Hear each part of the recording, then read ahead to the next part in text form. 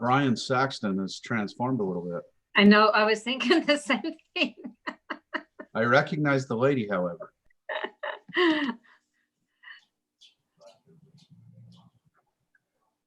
Now, okay. There he is. In the screen. You're muted, Brian. We can't hear you.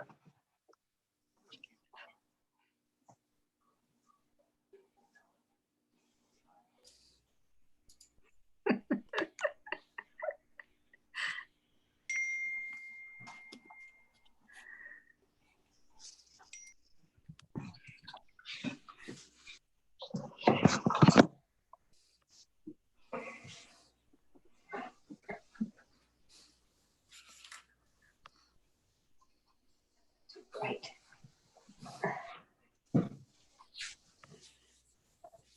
Okay, it worked. Thanks. Goodbye. Oh, YouTube's up and going too. That's a sweet picture of you and your bride, Brian. Okay.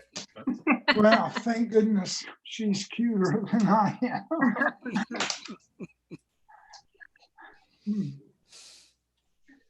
Andy, you're muted. I can't hear Andy.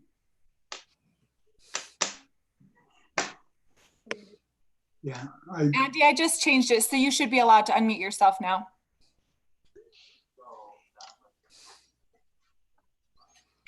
Not yet. You're still muted. You just hit the button and it worked just a second ago. Try it one more time. Just hit the unmute.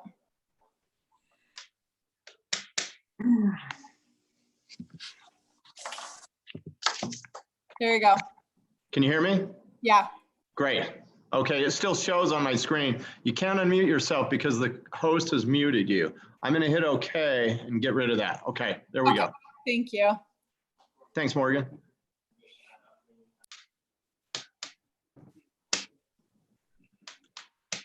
Kind of looks like we got almost everybody here. Who are we missing? Jan. Okay, we'll just wait a couple more seconds for Jan to log in. Brian, would you mind if giving us a moment of silence? We're going to preclude and just to forego the Pledge of Allegiance. In light of the fact is Joe Paul's the only one that's got a flag on. But Brian, as soon as we get everybody hooked up, would you mind giving us a moment of silence? Yeah. Thank you. Absolutely. Tell me when. Oh, there's Jan. Oh, yeah? I don't see Yeah, her. she's here. Okay. Okay, we got Carl. Looks like Travis. Looks like we got everybody. Matt, are you ready to get started? Yes, I think we're good to go. Let me go ahead and just welcome everybody out. On the teleconference, we got Councilmember Saxton, Councilmember Burrell, Councilmember Paul, Councilmember Jackson, and Councilmember Wilson. We appreciate all of you joining us. This is obviously our second opportunity, so we'll work this one. I think Morgan did a wonderful job last time. I'm sure she'll do a wonderful job this time. So we appreciate her navigating through on this.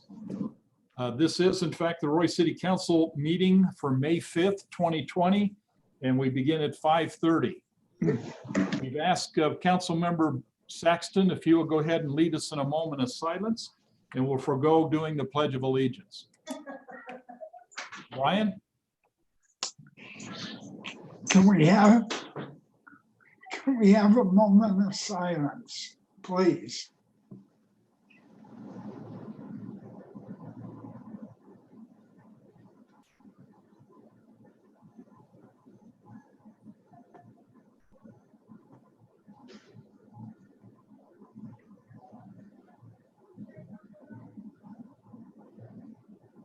Thanks. Okay, thank you, Brian. We do have two consent items, Council. One is the approval of the new Business Board Advisory members. Let me read you some names. We actually have 5 individuals who have indicated they'd like to join the BAB, and their name is Chris Lambert, Ryan Dahl, Sean Henderson, Heather, looks like Sherowitz, Schweitzer. Schweitzer. Schweitzer, okay. Heather Schweitzer, Schweitzer. perfect. And Janelle Hubbard. That's my daughter. Whose daughter? Is that your daughter? Mine, Ann? Heather Schweitzer is my daughter, Oh, If perfect. Yes. Heather, Okay. but she's been called worse, so. Well, I just wrote it down, and I'll be honest with you, I probably butchered it, but if she'll forgive me, I guess we'll move on. Those are the new council members. We also have the sale of a fixed asset, a 1997 Jacob, looks like it's a lawnmower type. Travis, you may want to talk just briefly about this. Yeah, it's a 15, it's a 23-year-old lawnmower. It's a 16 footer. We've obviously gotten a lot of good years out of her. It's anytime we get into things like this, it becomes more of a maintenance issue in value opposed to us keeping them. So we recommend the sale of fixed asset P10, a 1997 Jacobson HR 15 hydro serial number 70521 lawnmower. Okay, thank you, Travis. Okay, council, any comments, questions, anything you want to talk about on the consent items? I would just like to welcome our new Business Advisory Board members. I think they'll be very helpful, and we're looking forward to their input. I make a motion, we approve the consent items so we can welcome them on board. I think that's perfect. Do I have a second? second. Okay, this is all in favor? I, Aye. Okay, I had to make sure I see some mouths moving there. Any opposed? Okay, appreciate that. Thank you. We'll approve those. No, it'd be good to have the new business advisory boards to beef that back up again and have them help out getting our businesses going.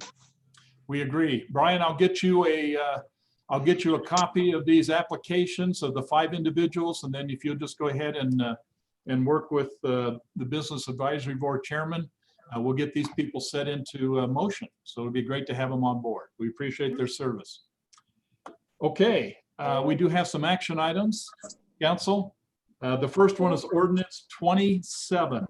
This is an ordinance granting the Quastar Gas Company a franchise for construction and operations and maintenance. Andy, I believe you're going to talk about this particular ordinance. Yes, Mayor, it's been a long time in the works, this agreement, but we've finally got it done. So I've really been happy about that. But what you have before you is an ordinance that approves a franchise for Questar for their gas distribution systems. Now, typically when we're dealing with utility services, since they're operating in our public streets and right-of-ways, we do that by ordinance rather than a resolution that proves a contract. But that franchise is basically a contract that allows them to put those services there. So, and we just have to make sure it deals with how they construct it, how they maintain it, what happens if we need to move things, do they have insurance to cover if anything goes wrong? So all of those things, paying street cut fees, you name it, all of that's included in there. So I feel really good about the agreement. And if you have any questions, I'd be more than happy to ask them. If not, I ask that you approve this. Oops, Mayor, we can't hear you. You're muted, Mayor. There you go. Council, do you have any questions or comments for Andy? Okay, seeing none, do I have a motion then to approve? Mayor, this will need to be a roll call vote. Yeah. Mayor, I make a motion, we approve ordinance 20-7, an ordinance granting Questar Gas Company, DBA Dominion Energy, Utah, a franchise for construction, operation, maintenance of a gas distribution system in Roy City, Weaver County, state of Utah. Okay, thank you for that motion. Do I have a second? I second it. Okay, Ann, she seconded. This is a roll call vote, Morgan. Councilmember Saxton, Aye. Councilmember Wilson, Aye. Councilmember Jackson, I, Councilmember Burrell. Aye. Councilmember Paul. Aye. Motion carries. Thank you, appreciate that. Okay, we also have a resolution 20-10. This is a professional service agreement with Randy Sant and his company. Matt, do you want to talk this one? Yeah, so I present to you, Mayor and Council, Resolution 20-10. It's a service agreement, as the mayor stated, between Roy City and RS Contract Management Services, which we all know as Randy Sant. He's the owner of that company. Right now, we have a retainer that we're paying on Randy for $1,500 a month to retain Randy. This contract, it's beneficial to us, I believe, and beneficial to both Randy in that we just pay him by the hour. It would be a wage of $150 an hour. We would direct him to do the things that we want to do him outlined in Exhibit A. But mainly speaking, it's just to do with the RDA and just economic development for the city. There's a lot of cities that have an economic development officer full-time. This would just kind of bridge that gap for us. Randy's a vetted person in that area of service. So couple of highlights in the contract. We often like to see a termination of convenience clause. So if anything happens that we wanted to move in a different direction, we just have a 30-day termination there. That pretty much sums up the contract. So if you have any questions, feel free. I believe Randy is also a participant in this meeting. If you have any questions directly for Randy. Also, I did want to point out, talk to him about his services, de minimis services such as small phone calls. If they're 15 minutes, he doesn't charge for those. Now, if he's directed to call a contractor or something or a developer for like a half hour or so, he's going to charge us for that. He doesn't charge us for mileage as well. Another part of this contract I do like is that he will provide a detailed accounting record for what he's doing for us. So he's going to have the tasks and things that we ask him to do, and then detail how much time it takes for him to do that. So anyway, I recommend that you approve his contract. Thank you, Matt. Council, questions? I'm just curious. I don't know exactly what he does since I'm new to this council and what he's done in the past. I've heard him talk one time, but I understand fully what he does. Can you just explain that to me? Yeah, so the redevelopment agency, as you know, is the different board that council members sit on. It's tax money that's collected through different agencies. Randy Sant actually helped us do 2 newer CRAs. And so that was the downtown and then across the street, those 2 CRAs. He did all the paperwork and all the things with that. They also communicate with developers on potentially coming to Roy City, and he advises us on anything economic development wise. In the council packet, there is a list of items that he will be doing for us or can potentially do for us.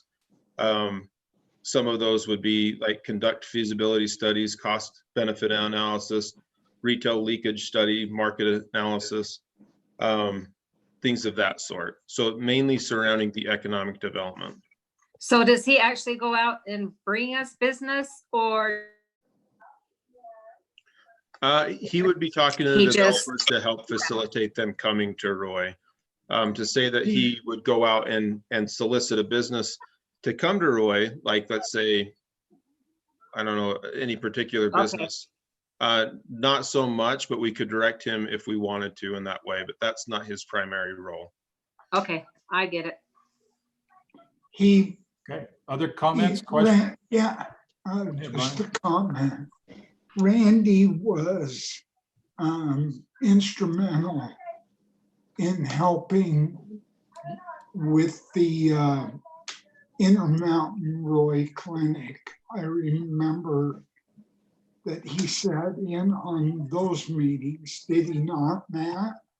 Yeah, he had some role in that, yes. And so if you're looking for a direct correlation, and I know he attends the Economic Development Committee meetings regularly. Also helped get our small business loan approval or small business loan up and running. Yeah.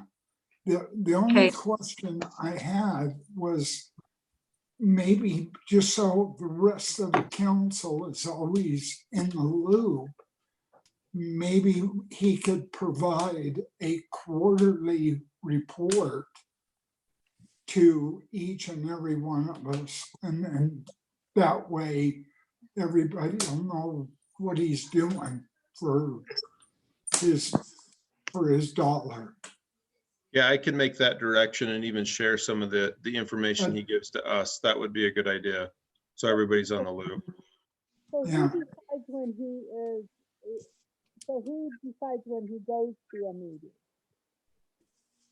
That would be more of the mayor can make that direction, or I can make that direction to him as well. It's kind of an administrative, we need help with this Right. project. Or even a council member, if they're wanting something out of it, we can have council members and we can talk as a body from the council and make direction as well. Okay, thank you. Matt, if I could, Yeah, I just want to tell you, I appreciate the opportunity to be considered to work with you on your economic and your redevelopment.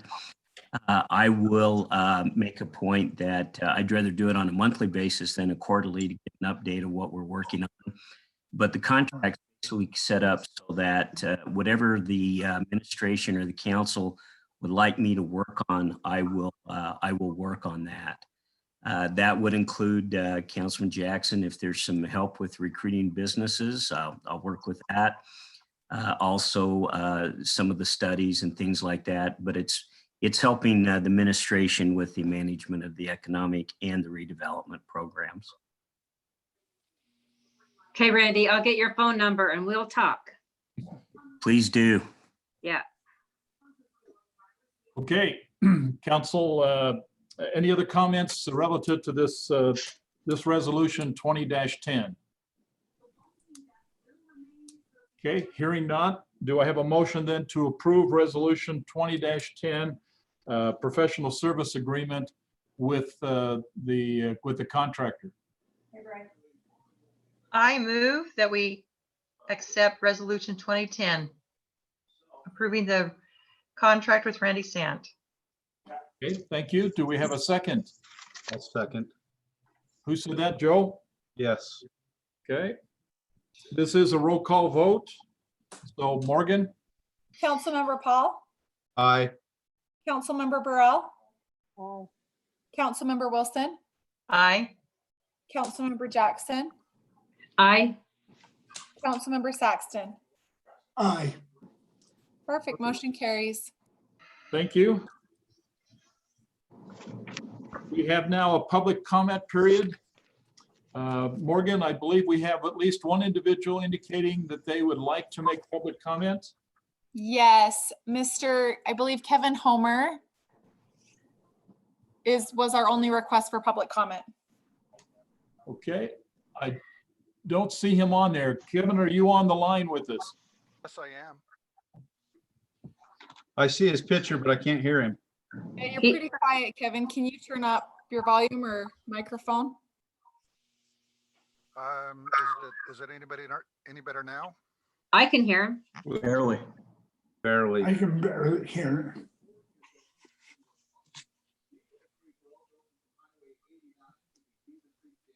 Well, that's kind of as much as I can get it for right now. I can hear you really good. Okay, anybody else? Do you need me to boost it at all? It's as high as I can get it to go. That's better. Oh, that's better. Okay, yeah, I haven't made any changes. Is it okay if I go ahead and make my comments? Yeah. Yes, go ahead.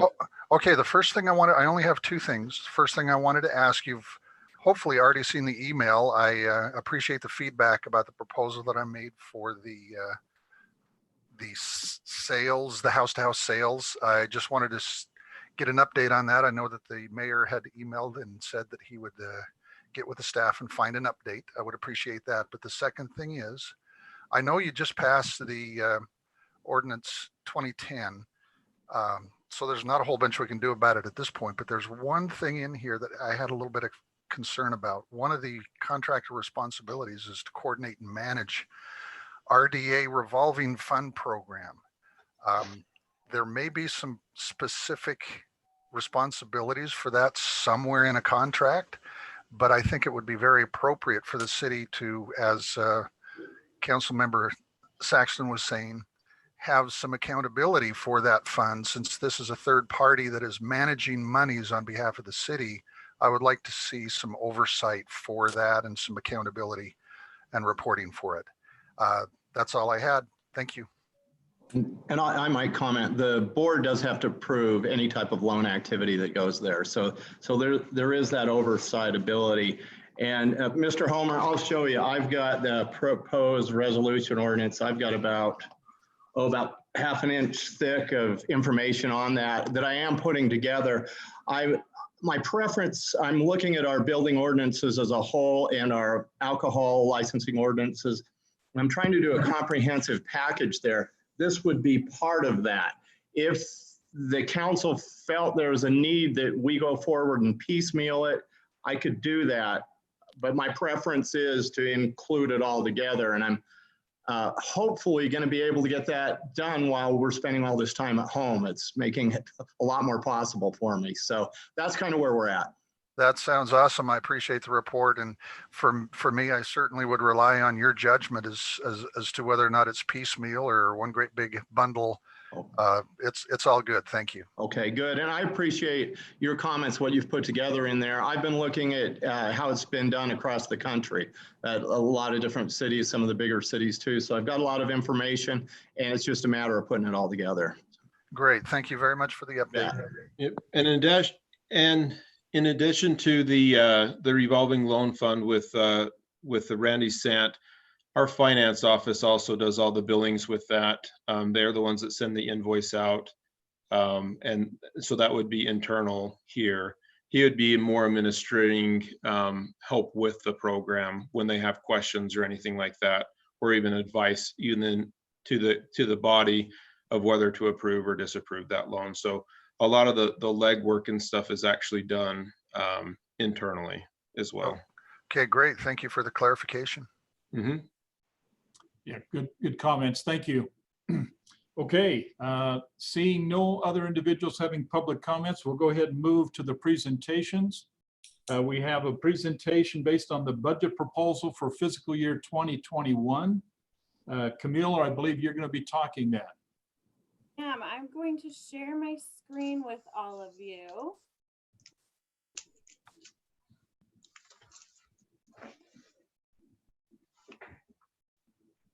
Camille? Yes. Okay, speak up a little bit. We're ready for you. Perfect. Can you see the screen? Yes. Yes. Yeah. Perfect.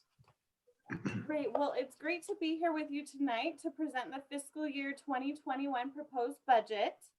This budget is a collaboration between Matt and all of us department directors. We came together to prioritize the needs of the city compared to the projected revenues, and we are here tonight to present a balanced budget for your consideration.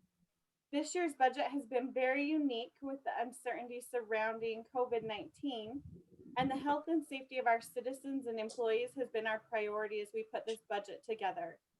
We have relied on subject matter experts and our colleagues in surrounding cities to prepare a budget that addresses our recommendations related to our ever-changing social and economic situation.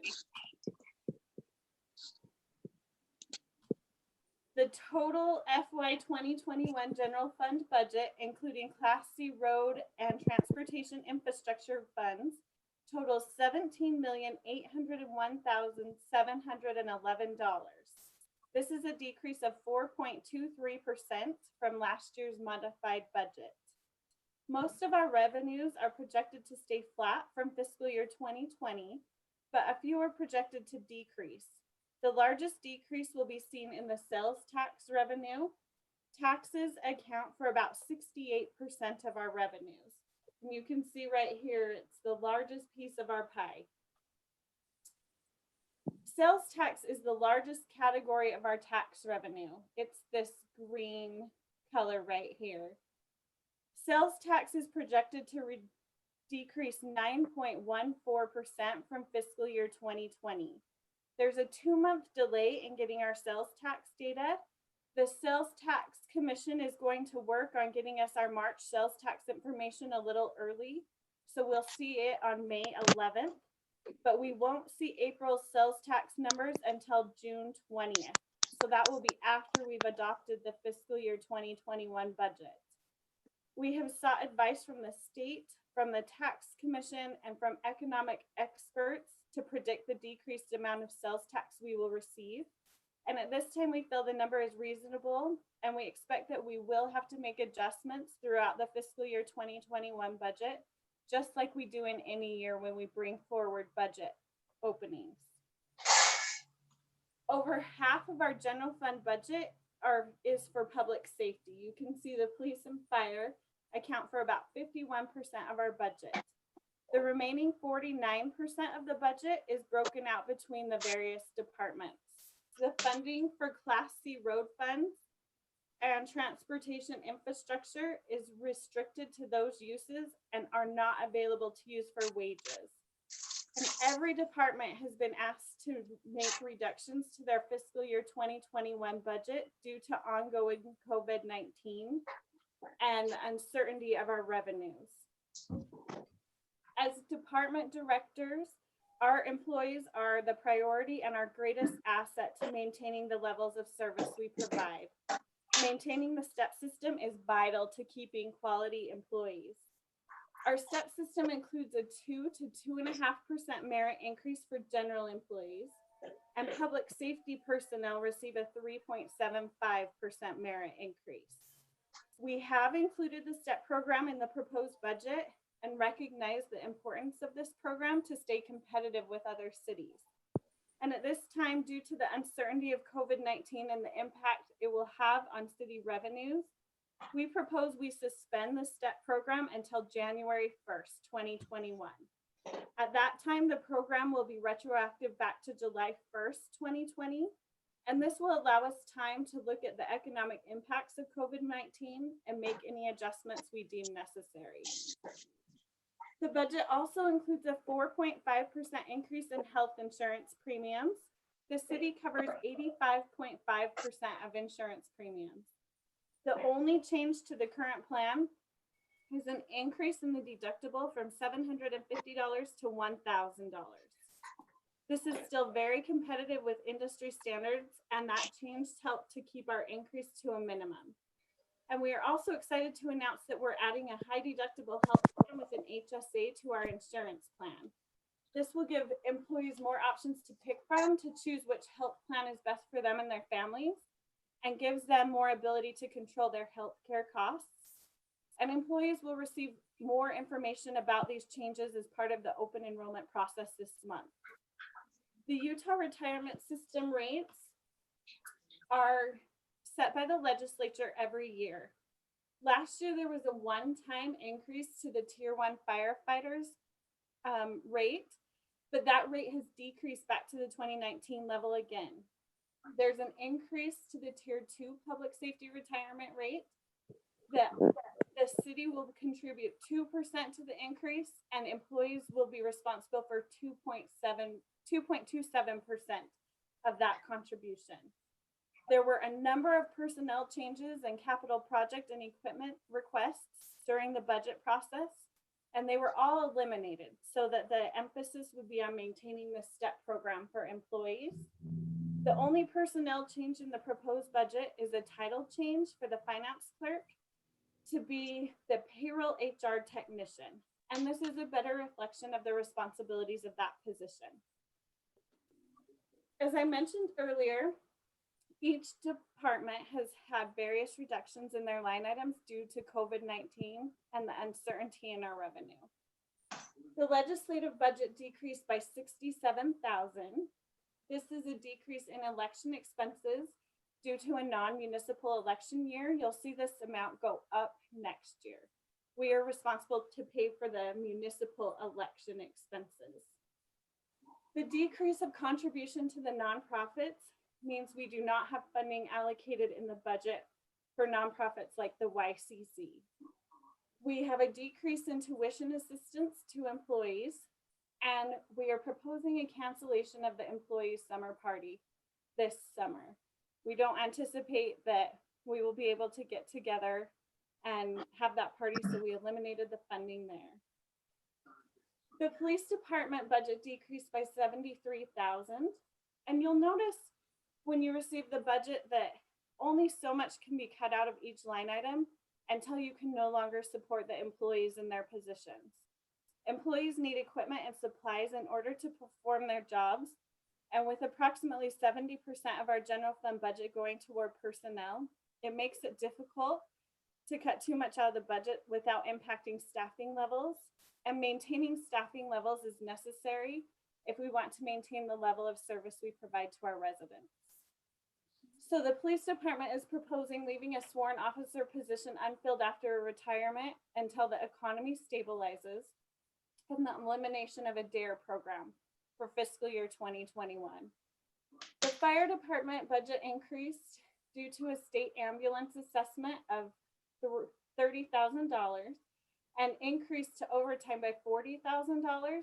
This is to cover overtime that is associated with training time for the firefighters. The transportation infrastructure funding will be used this year to widen both 4800 South and Midland Drive at the canal crossings. Due to the health and safety of both our citizens and the employees, we are proposing the following changes in our budget to our recreation facilities and recreation events. The recreation complex budget is decreased by $49,000. This is based on recommendations to postpone opening the complex until September 1st, 2020. With the current restrictions from the state and local health department on occupancy, we can only have limited number of people inside the complex.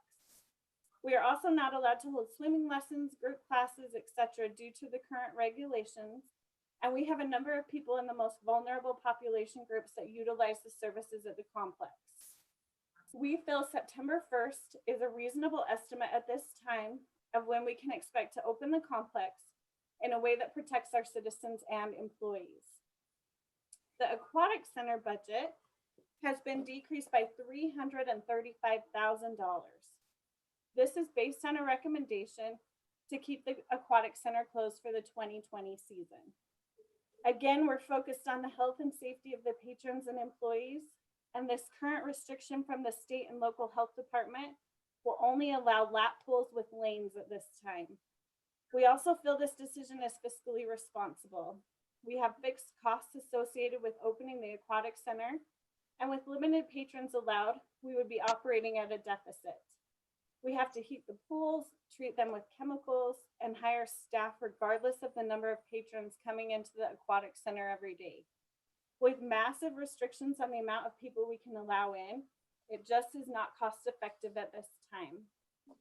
Social distancing on pool decks will also be difficult to maintain at both the complex and aquatic center. Other outdoor pools in the area are of a similar mindset, and we anticipate other cities will not open their pools this summer. We expect to hear more by the end of this week, as many cities are proposing their budgets this week.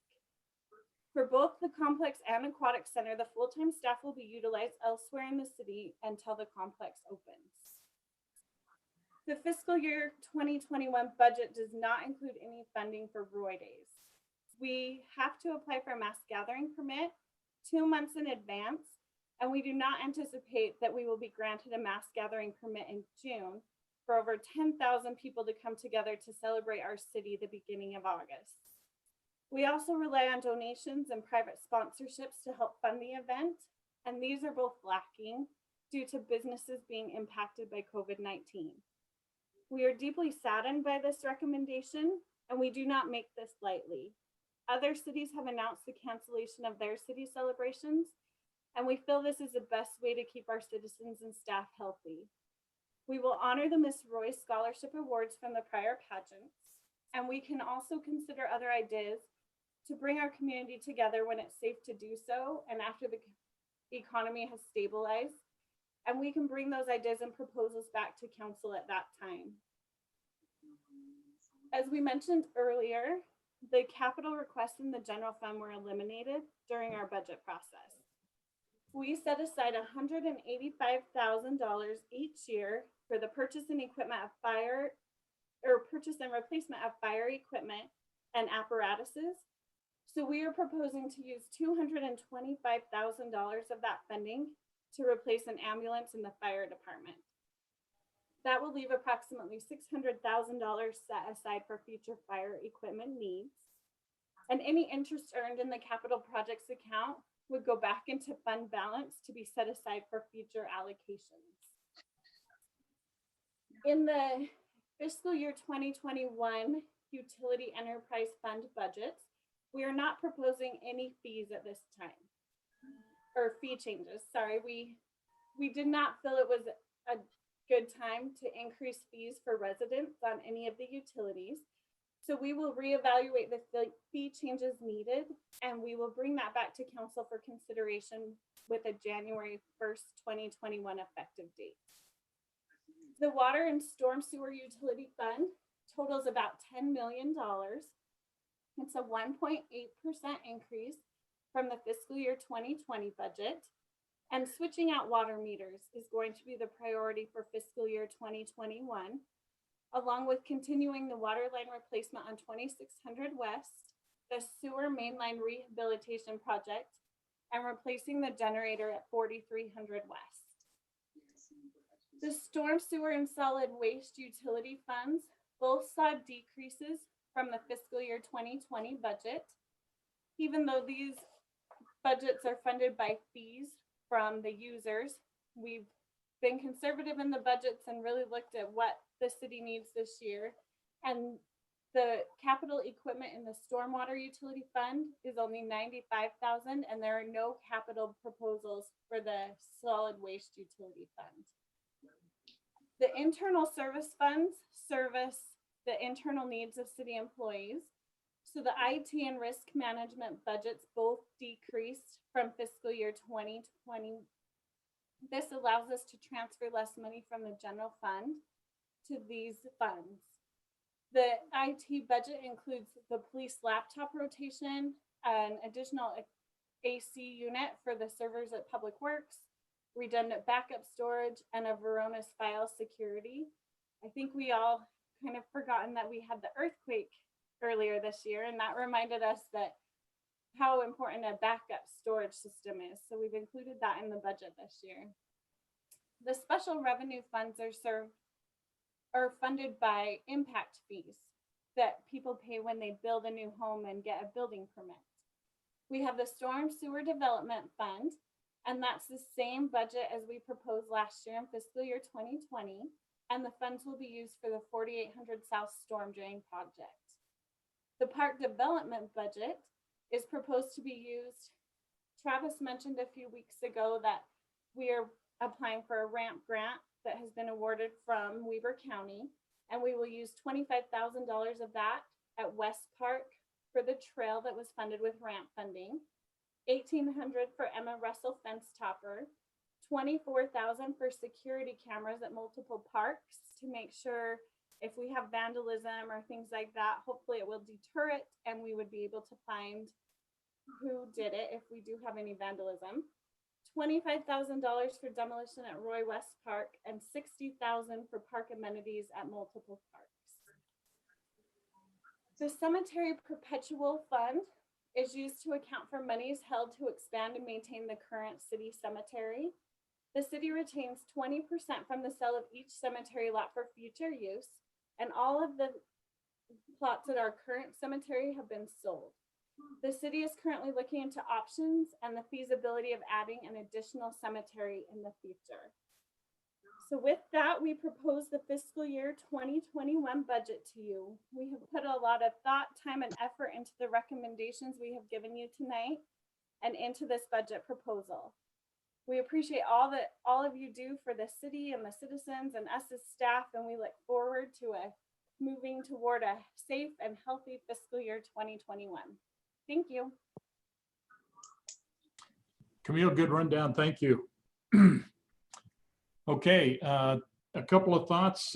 Any questions, comments about the budget as you've been presented to you now, council?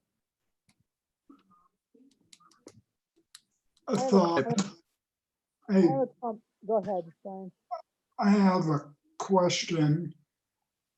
Should the revenues, the sales tax revenues come in just a little higher than what's projected, is there any way that for Roy Days that we could have, instead of a Roy Days week, a Roy Days day, so to speak?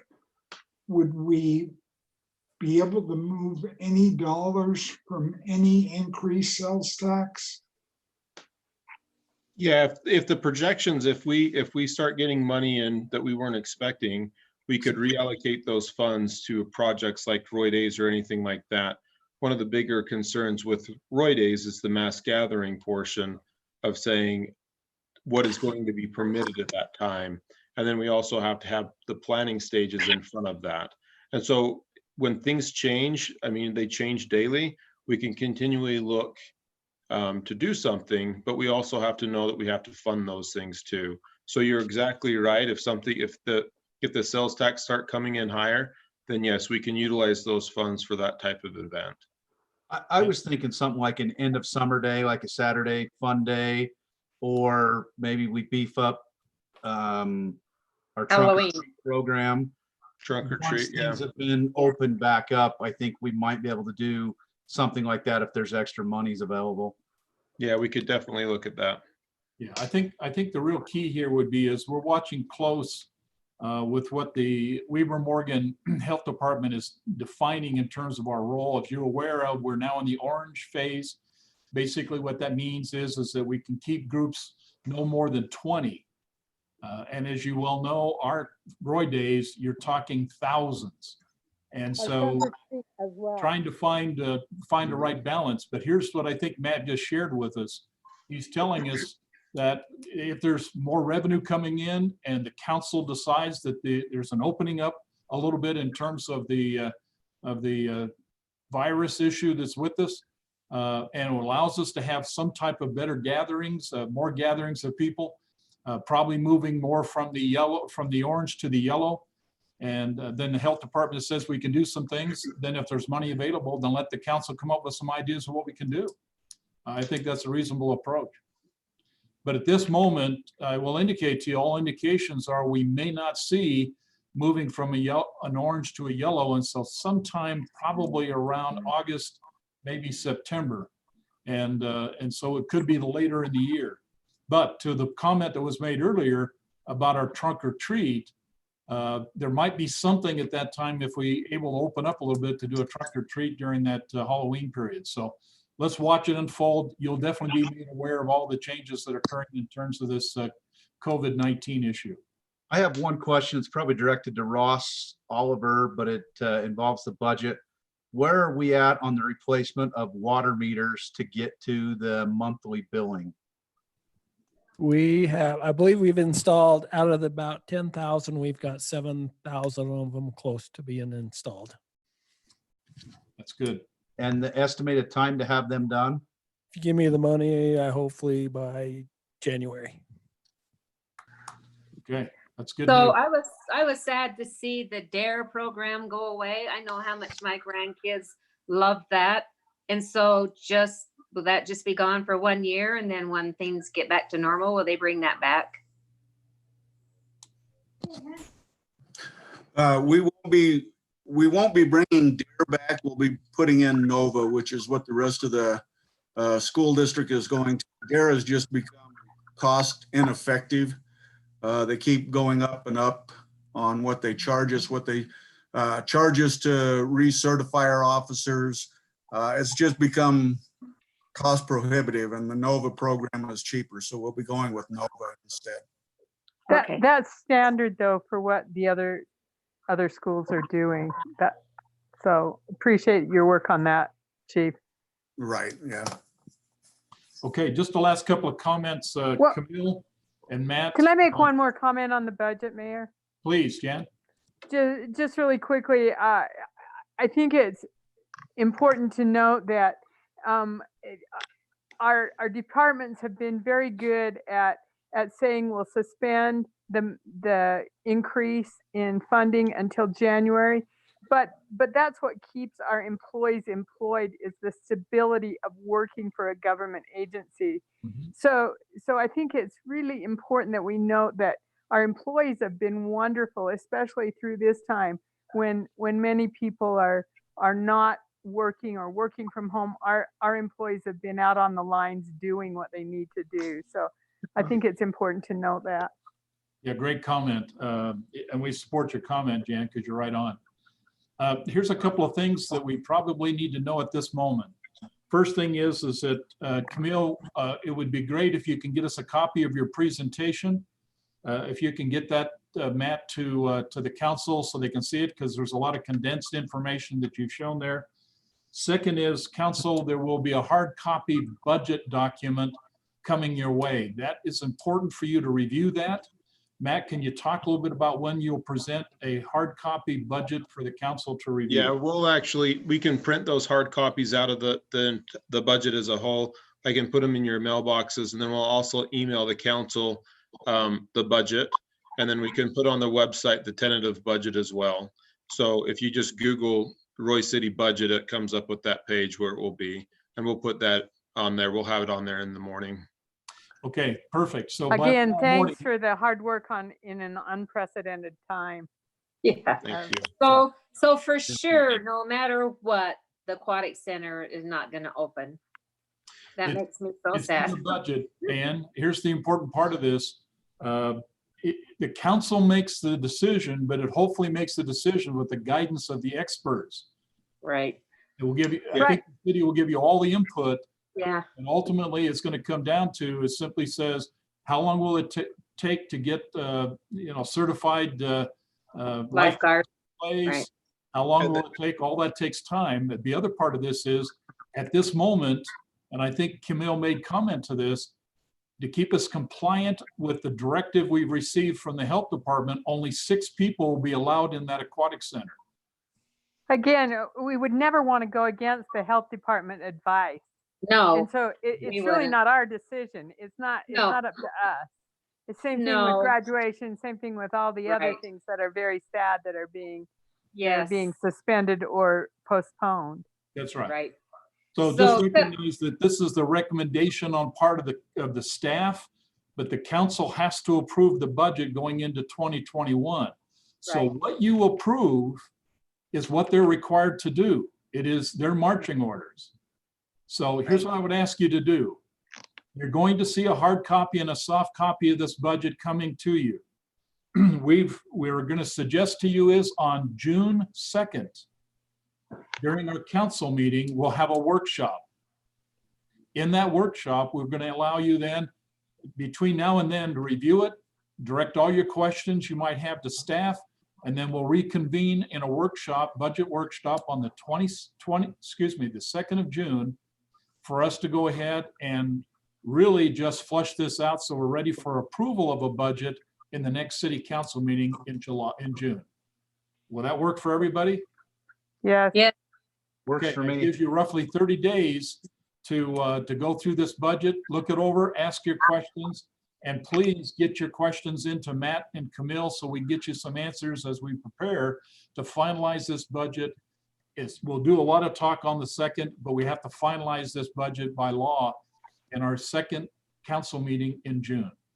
Well, I appreciate the work of the department heads to make it work, and I appreciate the work and the sacrifice of the employees working from home. I see them out on the streets, driving the parks, driving the roads. Their efforts are noticed. See the police and fire out. So thank you to all the employees and all of the staff.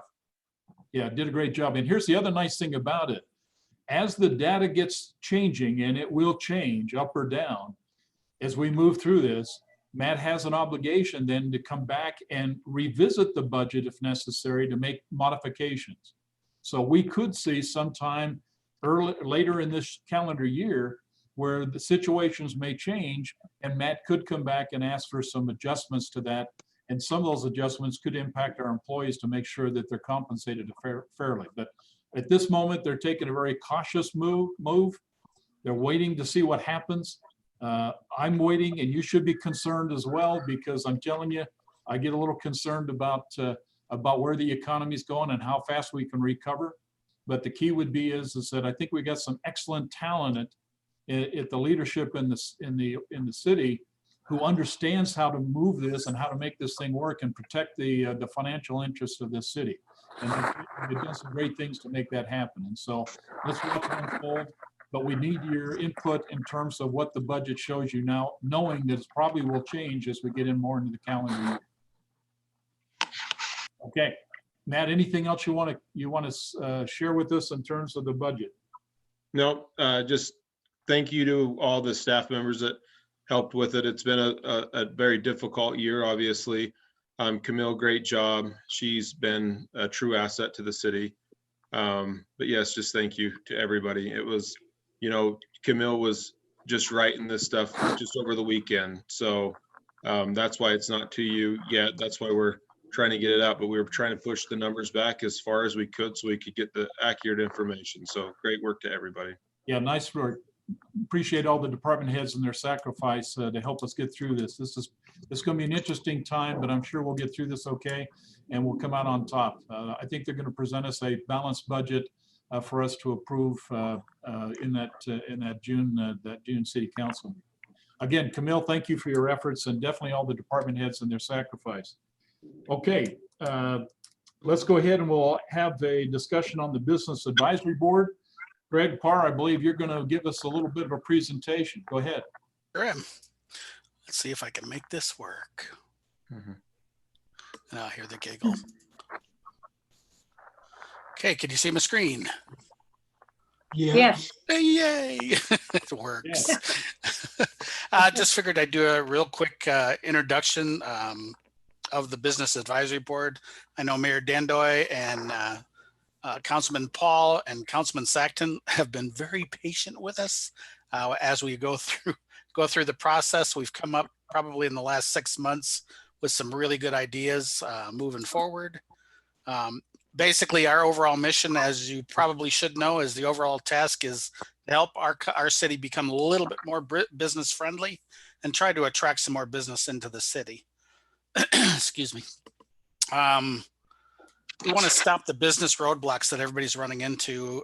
Myself, I've lived in probably 7 different towns and opened businesses in multiple cities and multiple states. So I kind of get a little bit of experience going in and getting licenses and all that kind of fun stuff. So it's definitely nice to look at the code and see where we see issues that would stop someone from coming in and offer solutions and ideas to those problems. Oh, and thank you everybody for bringing in those new 5 members. I am so looking forward to it. You wouldn't believe it. But we're just looking for at the basic city code and saying, hey, look, next door they do this, or why is this code in place kind of thing. And we're going to give those ideas to you folks, and you kind of take it from there to figure out what to do with it, I guess we'd say. We're also have been examining the city website. I'm a tech guy, so I immediately went right to the website when I first moved to town. And as many of you know and see, it's not a really user-friendly website. We want to also offer ideas to promote the existing businesses that are here. And I think a couple of the council members have come up with some great ideas. The buy local, I'll show you here in a minute, is just great. But basically to help build a stronger city with business. One of the first programs that they came out with was the Shop Roy Buy Local page. And basically it's to help local businesses to try to push everybody to shop here in town as opposed to going out of town. We're doing free advertisement through the Facebook page, which we've got to send, and COVID's just put the brakes on everything for us. Everybody who's involved in everything in the emails and all that kind of fun stuff either work at the hospital or they're self-employed or what have you. So everybody kind of said, whoa, I gotta survive first. But we've got a Facebook page that within the first, I think, 7 days of opening it up, we saw over 400 people join it. So we've got the ability to advertise free through that Facebook page.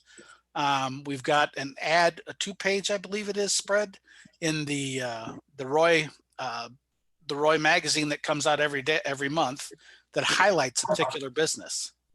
So it definitely offers some really, really good exposure for those that are here in town. And then of course we've got the Shop Roy Buy Local stickers that go in their little store window to say that, hey, I'm a member of of this group. And that's to try to get them to promote this through themselves and try to, propagate the whole thing. Mainly keep our tax dollars here in town because it sure is going down the street. And then last but not least, we're working on banners to place around town.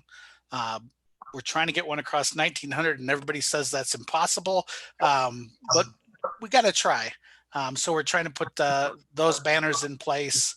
We're working on that now and hope to bring that to you folks here soon. My main thing that I've looked at the last probably 60 days, because you can do it from home, is our city website. And I don't know if anyone has ever gone over to the Layton website, but I want to use it as an example. When you go to our city website, it's not really user friendly. I have a really hard time as a businessman finding zoning or finding licenses or finding, if I want to change something or do something, I can't do that. I have to actually physically go to the city. And I think the last couple of months has really taught us we need to stop doing that. There's no online business application on our website at all. And it's really hard to navigate the pages. You get a little bit lost in there. Everything's there, but you just have to go find it. So I invite everyone to go over to the Layton website and take a look at it. And I've got a couple of snippets of some of the pages here, but you can see they've got a business license application and forms, online renewal, and pay new business license application. So when you go into their website, you can make online payments, you can make online license renewals, and online new business applications, which is a real big one. If you've got someone moving from New Mexico like I did, I would have been happy to go, hey, look, I can get my license without even being there, and go, boom, I got my license, I've paid my $50 or my $75 and I'm in business. Whereas I had to wait until I was physically here and physically go to the city to do it. So it's definitely something you really need to look at. This is a little bit farther into it because I'm like, well, they don't offer the ability to do an online business applications. So I click that button and lo and behold, business application. Click it and guess what pops up? A business application you can fill out online. And then you go back over to that other page, pay your fee, and you're done. You can also go in there, and this is one of the things I thought was interesting. You can change your license information. You can do your termination request right there online, and you can get your fire department permit. So I can actually put in for my fire department permit, and the fire department comes out and inspects. No one has to touch a piece of paper. It's just sent via email over to the fire department, but it allows you, it's real user friendly. It allows simple changes, easy to navigate. That remote application is a big one, and the ability to pay fees is really huge. With codes, looking at codes, we've all had a bit of a learning curve. We started out and we started getting really complex, trying to rewrite code. And then the mayor came back and was real good about it and said, look, practical sense, someone else is going to write it. You guys just come up with the ideas. So it's been a little bit of a learning curve. And then we've had this big push to add those members. As you heard, we were down 5 people. So it was me and 3 others doing all the work, or I should say the 4 of us trying to do everything. And there's just not enough time in the day for us to get everything done. So having those extra 5 is going to be great. But the main thing is we're looking at a lot of these codes because they are really out of date. Like some of them that we've looked at is the barbershop code and everything. But we want to, it looks like my page got cut off, but we want to make changes based on our neighboring cities. How did Riverdale get better than we did overnight? How did they get all those businesses to move in? Granted, it's a little crowded over there, but they've got almost every single business, and we've got that whole strip of 1900 that we can fill up with really good businesses, and that's what we really want. And so that's kind of why we're looking up at the codes, and we're always open to feedback from the city council on any ideas that you have, any directions to put us in. You know, Brian's put us in certain directions, Joe's put us in certain directions, the mayor's put us in good directions. So we're always open to feedback. We always, always need that direction. And that's about all I have for you today, but I figured I'd cover that website one. I think that was one of the most important ones. Great, great rundown. Council, any comments, questions about the Business Advisory Board? Lots of comments. First one is that what a good job putting that together. I think we're all finding out with this budget how important sales tax revenue is to each and every resident who lives here. And it's nice that this group is in place. I'm excited to be their liaison. I'm excited that we've got 5 new members. I'm excited for our banner campaign that I'm hoping the city council supports. And I just want to tell Craig thanks for the work he did and the work Brenda has done.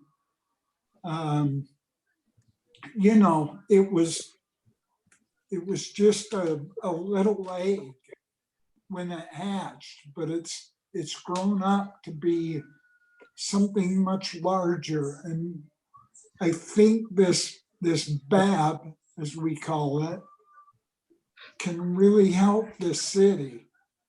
And we just need to keep dollars here. And we've got to figure out a way to do that and bring the businesses here that will complement our existing businesses, so we're not bringing in a new one and putting out an old one. Anyway, I'll get off my soapbox, let you guys comment, but I just want to say thanks to the BAB board, and thanks Joe Paul for being a part of it early on, and thanks Mayor for attending the meetings. And shop Roy. Thanks. I appreciate the efforts of the BAB. It was good to get it going. Little slow start to it, but I think things are moving in the right direction, and grateful there's people willing to help out the community and help out our local businesses, because that's what's built us, and that's where we need to continue to grow that. Okay. Great comments. Anybody else like to share a thought? I would like to thank Craig for his presentation and the energy he has, and I appreciate the updates. So please don't hesitate to give us updates as they come, because that flow of information is very important for us all to know where you're at, so we can maybe participate and help as we can as well. So thank you for your time.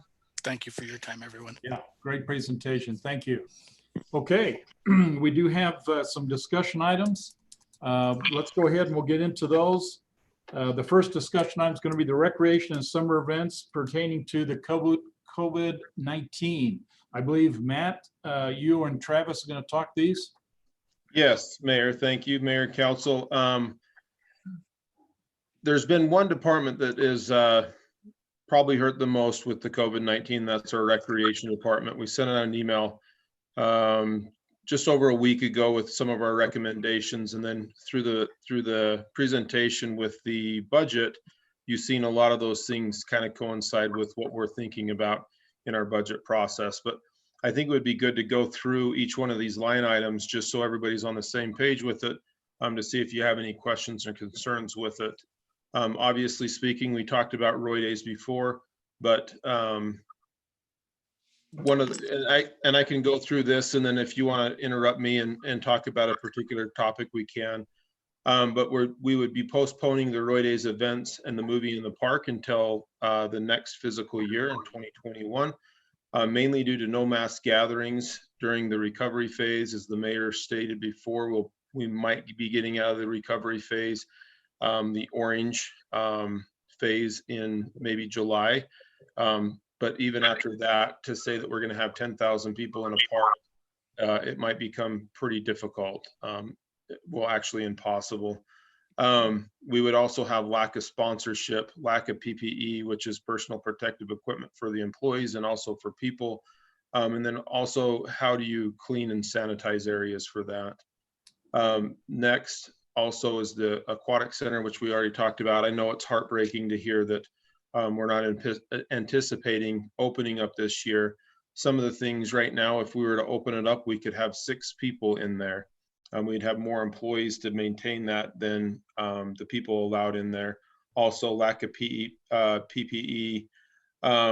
Also, with this, we have 14 guards right now. We would need about 60 guards. That's 45 additional guards that we'd need to hire. We put a job application out a couple of months ago, didn't even get, we didn't have anybody apply, nor would they'd also have to go through the lifeguard training, which takes about a month.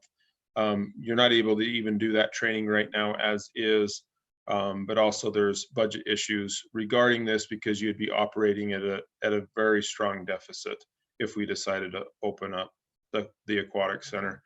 The complex we're anticipating, as Camille stated in the budget, to opening up possibly September 1st. Also lack of supplies, PPE, the increased staff for of cleaning and everything like that. So another topic would be we're suggesting that we close all outside reservations to our sporting fields. If somebody wants to go kick a ball with their family, they're welcome to do so. But if we allow recreational activities to take place there that are like the recreational soccer, comp soccer leagues, lacrosse, we're also agreeing that they can go down there and do it. And we don't have the ability to police those types of programs. It is also in the order that we do not engage in close contacts team sports. If individuals want to go there and recreate by themselves, that's fine, but we would not recommend having organized leagues down there. It's also prohibited by the health department as well. Stated that the summer movie in the park to be postponed. The splash pad, in order to operate that, we would have to have very, very limited amount of people there. The cleanliness of it would be questionable, so we would recommend that we keep that closed. If we wanted to have the bathrooms in the parks open, we'd have to have staff clean those bathrooms every 2 hours. That's very unreasonable for us, especially when we can't even buy a lot of the cleaners necessary to clean the other facilities in the city. We're doing okay now, but if we were to add that many more bathrooms and that much more time for staff to go there and clean, it would be nearly impossible. Playgrounds, it's recommended by the health order not to open playgrounds, and so we recommend that we close those. All sporting, the field rentals, we're suggesting that we can readdress this on July 1st for taking future reservations past that point, but we'll have to get additional information for that. The Park Valerie reservations, it's also that we can start taking reservations for that starting July 1st. It's hard for us to agree to somebody coming to the park and doing a party and then also trying to control that party. So the dog park would be open. The Roger Burnett Meadow Creek Pond is still currently open. We suggest that we would reopen the basketball and tennis courts, reopen the pickleball courts at this time. And then also we're suggesting that we open the skate park at this time. With that being said, if we have any problems with those areas, that we would have to reclose that. Now, if we do reclose it, it does take a lot of time to reclose that and money. And so it's more expensive to go back and forth than it is just to keep it closed. So if we start having problems with these things, we're going to have to make that decision, and that decision will probably stick a little longer than it did this time. So that's all I had. If you guys had any questions or comments, Travis and staff is here, and I'm obviously here, that we can try to answer any questions for you. Hey, Matt, all that Yeah. stuff that you just announced, I appreciate the work on that, you and Travis's team. Can we get that posted on the city website under announcements and on the Facebook page? Yeah, we did want to make a public announcement with it. We felt like, you know, we wanted your guys' input with it, but yes, I agree. It needs to be on the Facebook page, and as well, the Recreation Department's been working to have something out after this council meeting tomorrow when staff gets into the office, if everybody's okay with it. So you are opening the pickleball court and the skate park? That's what you're saying? You are opening those then? Yeah, pickleball, skate park, tennis and basketball courts. But we'd still advise that we would make signs and still advise that it's still limited to no contact sports with the basketball, that you're not going to have scrimmage games, and then it's just to go shoot hoops, or even the health order saying that you shouldn't play doubles in the pickleball court. And so Is the golf course open? The golf course down here in Roy, a lot of golf courses are open, yes, but they're modifying and spacing out the amount of people. Different golf courses, I'm not a golfer, but I've heard that they've modified the way you hit the ball in the hole and everything like that. Okay. But yeah, the golf course is actually privately owned by his name's Eric Bumstead. Oh, and he lives in Bountiful. So okay. The golf course is open. Some of the other things are, I think we will put out increased signage recommending exactly what the health department and the CDC's recommendations are for all of our facilities. We will also let people know at that point in time, whether it be the skate park or pickleball courts, that frankly speaking, if they don't obey by this, then we're going to have to close these facilities down again. Yeah. So as a council, can I make the assumption that you're supportive of these recommendations as it was explained? Because we need your head nod that says, let's go forth, so that tomorrow morning we can go ahead and make these announcements. I recommend we move forward with them. Everybody okay? Okay. Makes me sad, but yes. Looks like you got an agreement from the council that says, let's move forward with what you're proposing. okay, thank you. Perfect. I have Yes. a question though. Mhm. I agree, we need to move forward with what's been proposed. But while Travis is still with us, would the, just so I know, so I'm not giving out wrong information, the activity center that you're putting in Municipal Park, would that be closed to the public as well? Does that fall under? Brian, yeah, you know, unfortunately, that would fall under the world of playgrounds. Almost, even though it's fitness stations, it would fall under the world of playgrounds, and it cannot be open until the health department recommends the opening of playgrounds. Okay. So Travis, this is just probably a dumb question, but just say if things get better, you know how they play fall co-ed ball? Could they maybe put together fall co-ed youth games? You know, here's the truth. I've got so many talented people that I work with that are chomping at the bit to do exactly that. I'm not committing to anything at this point in time, but there's nothing like more than to have a world open back up and us be a major player in it. If those kind of things do happen, 100% we would look for ways to be involved and be able to run our programming again. Okay. Okay, good questions. Okay, thank you. Thank you for the rundown. That's perfect. Next discussion item is going to be the class of 2020 Roy High seniors.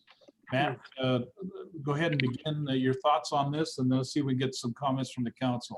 Okay, yes, so last council meeting, we talked about doing a banner across 1900. It was also stated by Craig Parr that it's hard to do a banner across 1900, and he is correct because it's a permitted use by UDOT. They do hate those, but we did order a banner, and we're planning on putting it across the fire station for safety reasons. What the problem is across 1900 is they blow off or traffic hits it, and it becomes a safety hazard. So that's why they don't like that use. And so we do have it ordered. It should be in tomorrow. And then we'll get that up shortly thereafter. We've also ordered some signs around the city, more like campaign signs. It talks about the 2020 class. We had, if you noticed, there was a Twitter post with Roy High School in participation with the high school. We had a 2020 night where I believe it was 420. We had 2020 on all the marquees and left the football lights on at the high school and the lights on at the park for 20 minutes and remember for the graduating class. We've also, this last week, as many as you know, you participated in the Roy High School athletics parade. Appreciate that as well. If there's anything additional that the school would like from Roy City, we're more than willing to help. We understand that this is a sensitive time for these graduating class. It's quite the accomplishment. It's a big time in their life, and that we're more than willing to do whatever we can. We just need some ideas and stuff. So, Well, Matt, you know how Mike Pusey, we ordered those, I think 6 4x8 banners. He's currently putting those up. He has the ones on the fences so far, and then he's got to nail the other one, wire the other ones to the boards, and then he's putting up some 4x6s, I think also. I called around a couple of businesses today, and he's putting those up. So those will be on all the main roads in Roy, and they should all be up probably, I think he picked up the rest of them today, and try to get them up by the end of the week. So they should be on every main road in Roy, congratulating the class, you know, from Roy City, the class of 2020. So I think that should make all those graduates feel happy to see that support from the city. And Mike Pusey's worked his butt off on putting those up. So good. Then there, I'll just add to that. Everything you said is correct. There is currently one up on 35 and 56 on that fence, and we'll have the other ones up. The big one across the fire station hopes to be in tomorrow, and we'll get that up by the end of the week. And Roy High and Roy City have always maintained a great relationship, and we want to support the entire student body and in this senior class has had a difficult time. So yeah, that's something that we're moving forward with. Yeah. right. Just so you know, I spoke with Matt Williams. I'm sorry I was out for a minute. I had to answer a call, but I spoke with Matt Williams yesterday, and he expressed a great appreciation for the support that Roy City has been, both our departments, with the police, the fire, the parks, and especially the council support the other day with the parade. So he was very appreciative of that. Thank you. These are great comments. Anything else you as a council would like to maybe see that the city do to basically just, again, provide that recognition for these graduating seniors? Yes. Please. I shared an idea with both Travis and Matt to make sure that it wasn't so far out in left field that we couldn't see a player. And but what I shared was in for a graduation ceremony for these seniors. I think that maybe we could use the Roy High Stadium and have the seniors circle the track in a car while Lon Stevenson announces their names and their accomplishments, and have teachers posted along the track to do so. But maybe Currently, that's not supported by the schools because of the recommendations from the health department. They have looked at many of those, and currently that's not being supported because of the recommendations from the health department. Yeah, and that would be 500 cars on our track. They have looked very carefully at many of the possibilities, from everything from something at drive-in theater to something on the football field to something at the school, and none of it has been supported by the health department.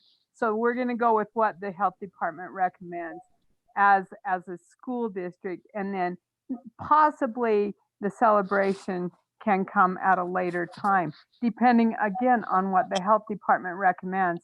And hopefully they're getting the same message from our city as they are from the school, which is we're taking our guidance from the health department. That's who's keeping your students safe, not we with our emotions involved, but what the health department recommends. Right. Those are great comments. It was just an idea. Yeah. Yeah, I understand, Brian. And again, so many people are really anxious to celebrate our seniors, and I appreciate that, Brian. But I think we have to be so very careful not to lead without information from the health department. Sure. Let me give you a concept, council, just something to think about. It would be very easy for the city council to pass a resolution recognizing the contribution of the students. And we could make it by name. And we could pass a resolution for the record and make copies of that resolution available to every senior that's graduating. I think that would be lovely, Mayor. I absolutely think that would be a lovely idea. So if you'd like us to go ahead and pursue that and would support that, I can surely work with Andy and Matt, and we can try to put together something that we can formally do and pass as a city council to recognize the accomplishments and the efforts that our seniors have done this year. What about taking out an ad and putting all their names in the Roy Connection magazine? That's what I was just going to say. Put all their names in the Roy Connection. We have to be careful on FERPA. So we would have to check with them on that, because right. We'd have to be very careful about a FERPA violation there. Okay. Would you like us to look at some of these options and see if there's something we might be able to do here? Sure, that would be lovely. Okay. Then we'll go ahead and Matt and I and Andy will get together, see what our options are. We'll send you an email on it, give you some recommendations, and maybe by our next city council meeting, which the timing will be perfect, maybe we can come in with the recommendations that we can implement in behalf of Roy City for these graduating students. That'd be great. Okay. Thank you, Council and Mayor. Perfect. Thank you. Anything else, Matt, you want to share with us on the seniors? Oh, I think we're good. Okay. It is now the city manager and council report. Matt, do you have anything else you'd like to share with us? Yes, follow up from last council meeting. We had a resolution that was tabled about J brakes or engine brakes with the idea of trying to do something with muffled engine brakes. Got out to the state. It is pretty much black and white with them, allowing it, not allowing it. They won't allow anything with muffled or anything like that. So if you wanted to have that on our agenda to disallow J brakes, there wouldn't be anything to do with muffled. It would just be black and white, yes or no. So That's their road. So this is just part of the application process. If you would like me to put it back on the agenda, I can do that. At any time, we can do it at the next council meeting, but just know that that's just not a possibility there.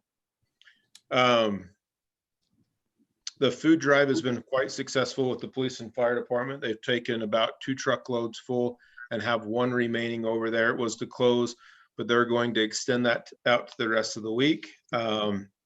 So thank you for everybody that has participated in that. The recreation department, another follow-up item.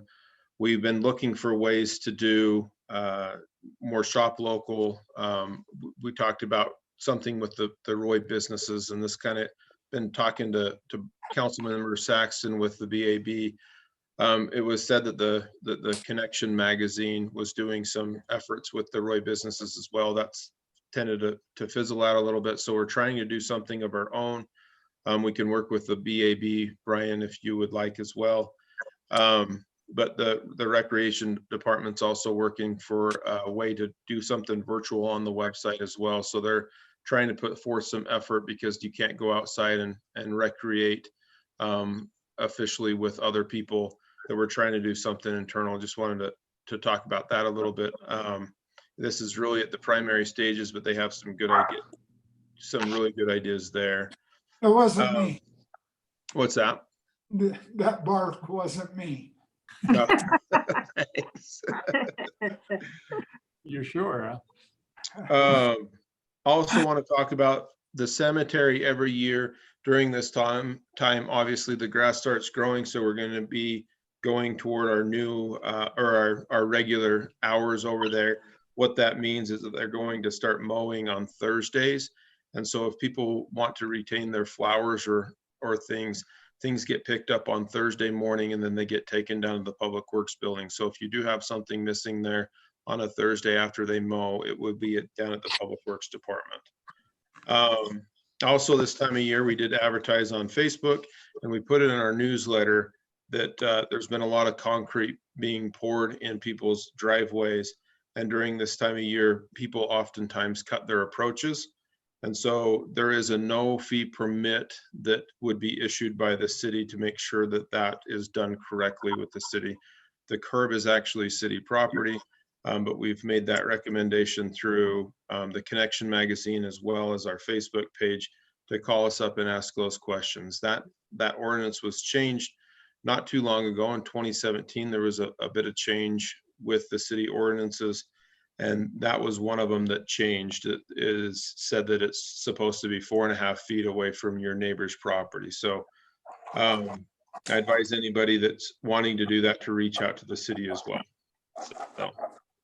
Yeah, that's an important piece of information. There's 2 approaches where that can take place. One is the resident can basically file a request. There is a fee associated with that, and ask that the Planning Commission and City Council reconsider an ordinance. Or a city resident can approach a city council member, that includes the mayor, and ask that it be addressed and looked at without a cost. And so it's an issue out there. So at this moment, we would encourage then people who might find that ordinance might not necessarily be appropriate or should be changed, just simply reach out and one of those 2 avenues and see if in fact there's a way we can maybe get that current ordinance changed. So anything else? Yeah. So is the dumps down at the Public Works going to open at all anytime soon? We're shooting toward the fall right now.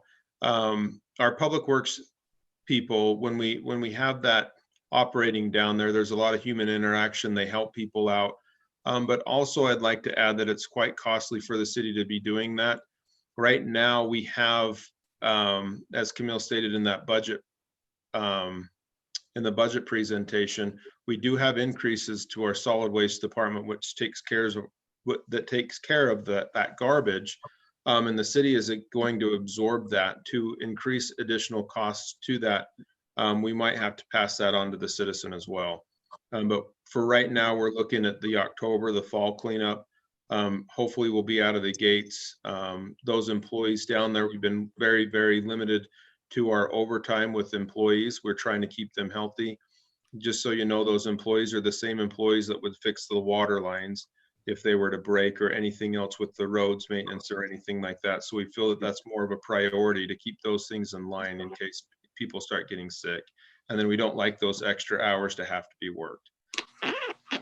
So is there any way, like some of the mom and pop restaurants in Roy, which there's not very many of them, I go to that Thai pizza place on a weekly basis. Could those be put in the magazine? Just, I know they don't have the money to put their own advertisement in it, but could they be put in there to people to make sure and shop, eat in Roy? Yeah, that was kind of the efforts that we were working with, that I was working with Councilmember Saxton with the BAB, is to do something along the lines with the Shop Roy Buy Local, and that we were looking to email something out to all of the businesses in Roy to see who would like that participation, so we could advertise for them, mainly on our Facebook page. But we want to we have an advisory board that we want to collaborate with as well, with that, to include them in with it. But our Facebook page, the Roy City Facebook page, the police and fire, recreation, they do have a lot of viewers on there that we could get some of those words out. And yes, we could highlight people. It would have to be randomly. I would hate to select a particular business to highlight. And so it has to be really random, and we have to have their participation first. I wouldn't like to identify a business to try to promote just for them. So it has to be kind of unanimous across the board, the efforts for those businesses. So, but in short, yes, we're trying to do some efforts toward that. Okay. An old business and a new business would probably go a long way. You know, feature a new one and feature one of these long-standing ones that have been here since I have. Mm-hmm. Or even, we were talking about business type as well, because you have different types of business, and we could go through and do that. So yeah, there's many different ways of doing it. But yes, it's important that people understand what businesses are open and what type of services they're offering at this time too. For sure, it'd be nice if they reached out to us too and say, I would like to be listed on that place. Yes, we have that email going out, and then they can email back and say if they want to or not. And so we do with our business licensing, we do have access to a lot of businesses' email addresses, and that's how we were going to solicit that. And then anybody that we did miss, if there was, you know, a business that didn't have an email listed on there, to put it onto Facebook, and they can always comment back and get added on that list as well. Okay, great. Okay, anything else, Matt? Oh, that was it for me. Okay, council, any comments, anything you want to share with us? I have, oh, go ahead. Go ahead, Ann. No, go ahead, Diane. I've been talking the most. I have 3 things I was just going to mention. The first one is I listened to the Planning Commission meeting, and I would just like to compliment the commission on their strong commitment to involving the public, as they have just received the general plan, and we'll just want to be able to support them in this effort, and they can kind of keep us posted there. The second thing is the question that I'll just put out, and just maybe we can update. We've had a lot of people interested in the form-based code issue from 2 weeks ago, and maybe someone that knows what that status is could do it. And I'll go to my next question and then leave it to who knows that status. But the third issue is it was observed by a few citizens watching the city council meeting last week on Zoom that there seemed to be kind of a lack of free flow of information amongst the city council members, and that maybe only some members had some of the important baseline information relating to issues that all council members need to vote on. And so I was thinking maybe we could be creative and try to remedy that. Maybe come up with a process where we are all updated, because a lot of times we hear we need to call and ask questions, but a lot of times we don't even know what questions we need to be asking. So I was just thinking if we could just talk about that and think about it, address it later, you know, maybe come up with thresholds, maybe consider, you know, information for a matter that's coming to vote, or maybe there's an economic threshold we could have, things that are part of city awareness, or information that we may be asked of, like Matt's presentations are excellent because a lot of times citizens do ask us, and a lot of times on urgent things, the chief and Matt text us. But I think free flow of information will be very important for us, and it will help the citizens have confidence that we are communicating well as we're trying to represent them. So those are some of the things I'd like to bring up, and I don't know if anyone has any ideas or thoughts in regards to that.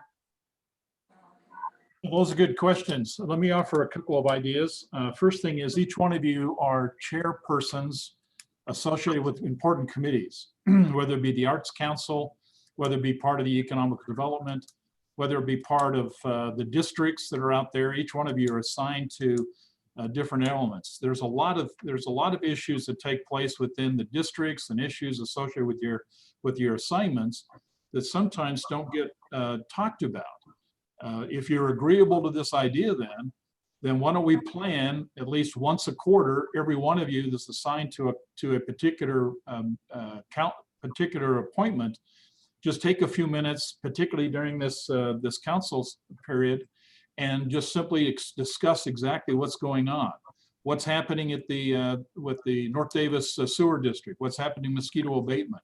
Where are we at on Arts Council? What's happening in economical development? I think there's some key elements. Matt has responsibility to provide you a breakdown of what's happening at the city level. But sometimes some of these appointments that we have, we're not very well aware of what's happening. So if you'll support the idea, and I think Councilmember Wilson brings up a great point, let's then just take 2 or 3 of you, each one of your assignments, each council meeting, so that we cover everybody within a quarter, and just give us an update. And I'll give you a notification that it's coming, and then that'll give you time to prepare for it and then be able to speak to it when we get to this portion of the council meeting. Because I think there are some important things that we need to discuss and you need to be aware of. Right. I think particularly when we're going to take a vote on something, it's important that we have that kind of communication. Yes, and we'll try to do that, but let me just make sure it's clear. You can ask any question anytime to anybody, but I think what Councilman Wilson's point is, sometimes if we use this open forum as an opportunity to discuss them, it might very well be that the people listening to this and watching this can also understand what's going on as well. Not just you and not just us, but anybody who basically is witnessing this council. I would agree, but we have to be before the vote. I guess my point to that is we don't always know the right questions to ask at that time. And so it would be really important to be well informed prior to that, not just in that moment is what I would understand. Yeah, and that's important. I will indicate to you, sometimes decisions and information is a little sensitive. Example, I'll give you a good one. This week, Matt and I are going to meet with the discussion about a future cemetery. I will tell you, it's going to be very sensitive. So we won't be able to get a lot of detail out to the public on that as we work this issue. But I promise you that any one of you that may have an interest in terms of where we are on the cemetery, what's taking place and what we're doing, please either call me, call Matt. We'll tell you exactly what's taking place so that you're aware of it, but recognize that it's not something yet we're able to basically take to the public. I understand. And I appreciate you mentioning it because a lot of times we won't even know when you're meeting about something. So maybe just sending something out like we did earlier. Hey, this topic's coming up, touch base with this individually. I would really appreciate that heads up. And I really like your suggestion, and I'm certainly all in for it. And then sometimes we'll need more than a quarterly information, but at least that will be a baseline. So that sounds great. That's a great point. Thank you. Okay, we'll put that in motion. I got an action item here to do that. So we'll keep you abreast of that, but just prepare. I'll send you a notification prior to the city council. If you have you're on an appointment, please go ahead, take a few minutes and share with the council and the public where we are on some important issues that you're assigned to. Okay. And then Matt, I guess to you, just keep us abreast of all the other things going on in the city as you do in your city manager moment. Okay. Yeah, I just wanted to say we could check on all of our elderly neighbors at this time. I didn't know if how they can reach out to us if they need help with their yard or, you know, I don't know. I just have a lot of elderly neighbors myself that I've been reaching out to. I just didn't know if we could put a letter in the magazine or somewhere where people could call if they needed help with, you know, I don't know, some might not even have a way to go to the store or have family around here and, or their yard work done or anything. I just wanted the elderly people of Roy to have somewhere to reach out in case of need. What's Yeah, the we can- status we of can- the senior center? Met with Kathy over at the senior center. I think it was this week or last week. They were talking about possibly opening up. I think they have some major reservations just because of the amount of people over there, but they're still operating, giving out lunches and stuff through the drive-throughs and things like that. They're still closed to the public. They're wanting. Well, every time think- I've ever been there, there's been more than 20 people there. So Yeah, that becomes a problem Yep. currently. Yeah, Yeah. Kathy's working with the health department. She came in and talked to Matt and we offered some suggestions. There are certain tools the health department have defined that she needs to do, and she's able to acquire those, non-contact thermometers and stuff. So she's trying to open up some of the activities in the senior center, but be compliant with what the medical authorities are suggesting is that she needs to do. So they're working that as we speak. We're just not aware at this moment what's next, but we're supportive if she can follow those guidelines given to us by the health department. Well, I'm not even talking about the senior center because none of my neighbors go to the senior center. I'm just talking about if people read the Roy magazine and if something was put in there that there's a number that they could call for help, you know, if in any aspect. Excellent point, Ann. Let me offer a thought to you. Help comes a lot of different ways. Help, obviously, for 911 is a different help than says, I need somebody to help me with my yard or help me with something. Right. So there are some programs that's on our website that they can link into, but maybe what you and I can do, or Matt and you can do, is we can sit down and explore then your ideas on how we can provide the kind of help I think you're thinking about. And that would be help in terms of helping day-to-day things that they just need done that helps them to get through this difficult time. And to be honest with you, and we got to look at how much the community can provide it and how much government can provide. Right. Government gets a little complicated because there's some very strict rules by which we have to govern by. But are there avenues through churches or through associations that maybe There's a lot of agencies doing that right now too, Mayor, through the iServe, through some of those agencies that we just need to look at.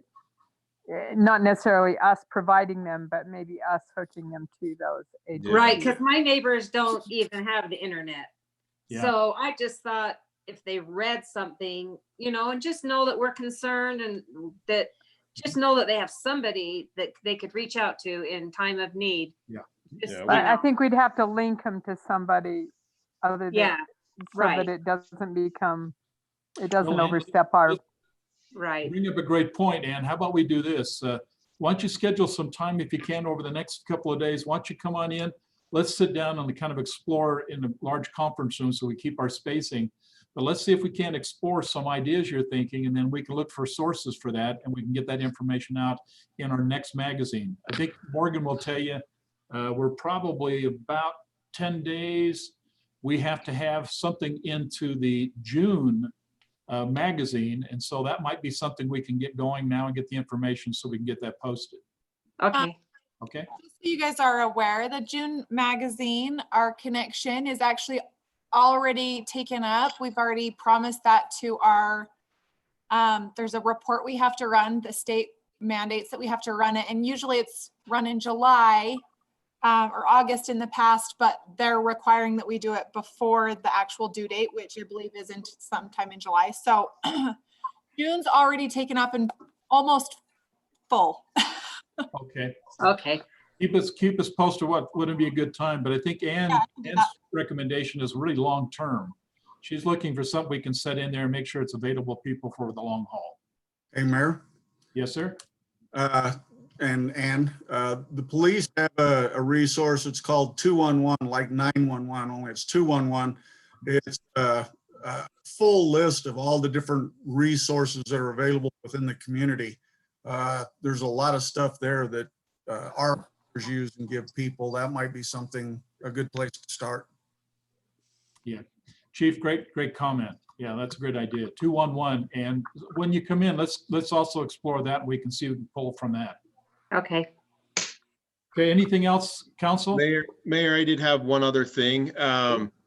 With the BAB and the collaboration of trying to help businesses out, we were playing with an idea of doing a punch card that people could take around to these businesses in correlation with the city and doing like a raffle or something like that. The recreation's been very good at coming up with that idea, but kind of wanted to see what your guys' input with that would be. We have a punch card that we can make and just solicit out when we do that shop local by Roy thing as well. But I think it's a really good idea and would be very promising to those businesses as well. Yeah, excellent. It would show good support for them too, to say that we are. Yeah. I just got a couple of things if I can share with you, if it's okay. By the way, next city council meeting, that'll be the next one in this month. UDOT study with 5600 will be provided. I will indicate to you, UDOT has already reached out to affected individuals, I assume businesses on 5600. They're already aware of it. I've already got feedback coming in from those residents in terms of what UDOT's proposing, but they will make it public, okay, in a city council meeting in our next city council meeting. So that would be a good one for you to be at. Obviously, it'll be a teleconference. I will indicate to you, we have a 2020 EASE, that's Easy Ramp grant applicants. Roy City has one on that. The county commissioners, I believe, are voting on that today. And so we should get some information hopefully soon about our application for that Easy grant that was provided. There was a piece, Camille, I seen in your presentation that talked about limiting in terms of nonprofit organization funds. I will tell you, I've got a letter into the city requesting from YCC to help in terms of some donations for as they do their family crisis center down in Ogden. And so we'll need to explore that as we go through the budget cycle of what we want to do or not do in reference to the YCC's donations that we've been doing for the last few years. A couple of things, Ross, you might be aware of, Matt. The WACOG has a process where they look at local transportation funds and projects. Has been approved to suspend the local transportation fund 2020 application cycle. So as we typically put Ross's organization, Matt, other organizations go in to apply for these transportation funds out of the county, they're going to suspend that application cycle this year. That's not to say the ones we've already got approved and the ones that work through the process will continue, but they will not be taking any applications this year for 2020 funding. In a large part because they're just so unstable right now in terms of what the revenue stream is going to look like. As you well know, part of that money comes in from a gas tax that the county gets. And the fact of the matter is that, I don't know about you, but I'm not driving as much as I used to. And so they're not going to generate the revenue I think they expected. So that application. The form-based code document that Councilmember Wilson brought up, that's a good one. Let me just indicate to you, I've asked Councilmember Joe Paul and Councilmember Jackson to work with Steve Parkinson over the next 30 to 60 days to help formulate another draft document. We need that. We need to take two important things we took out of last meeting we had. One, and it was pretty evident, we need the language of that document to be one that people can understand.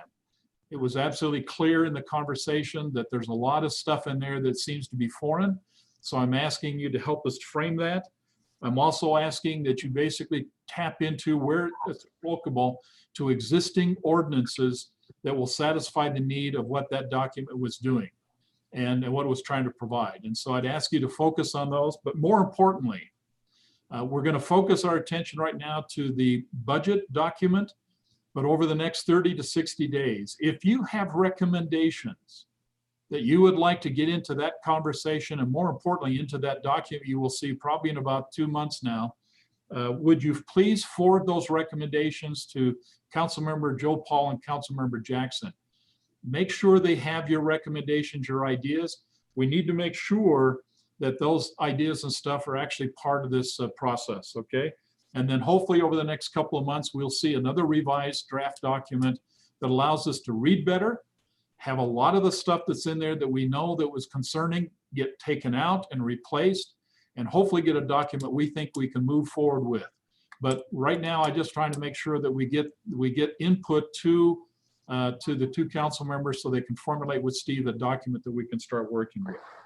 I think it's okay to go for the document, but I think we still need to, as we work toward that document, collect information from our public. Yes, and anything that you think you continue, I know we have lots of information that came in. I hope you have that. If don't, I know Diane has some, I've got some. All that's going to be forwarded to you because we got a lot of input. But more importantly, I think if you get to a draft document ready that we can understand, then I think we need to take that out and talk to the business owners, some of the other people out there that have a voice in this, and they need to understand what they're reading.